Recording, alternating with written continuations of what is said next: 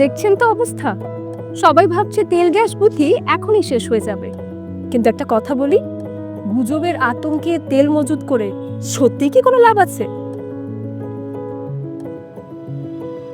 অনেকে বোতলে ভরে বাসায় পেট্রোল নিয়ে যাচ্ছেন, কিন্তু জানেন কি, ব্যাপারটা খুবই ঝুঁকিপূর্ণ। পেট্রোল, ডিজেল, অকটেন এগুলো দাহ্য পদার্থ। যদি কোনোভাবে আগুনের সংস্পর্শে আসে, বড় দুর্ঘটনা ডেকে আনতে পারে।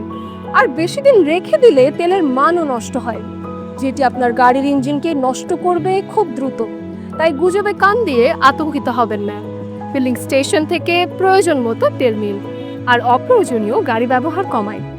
দেশের স্বার্থে সম্ভব হলে গণপরিবহনে চলাচল করুন। একই পথে গেলে সহকর্মী বা বন্ধুরা মিলে একসাথে যেতে পারি। এবার বাসার কথা বলি। রান্না শেষ হলে চুলা ঠিকভাবে বন্ধ করা, গ্যাসের লাইনে লিক আছে কিনা নিয়মিত যাচাই করা, এগুলো খুব সাধারণ ব্যাপার। তবে এই সাধারণ কাজগুলো ঠিকভাবে করলেই অনেক জ্বালানি বাঁচে। আর অবৈধ বা অপচয়ী গ্যাস বন্ধ করাও আমাদের দায়িত্ব। অফিস, দোকান, বাসা সব জায়গায় যদি আমরা একটু সচেতন হই, তাহলে কমবে অপচয়, কমবে দেশের চাপ।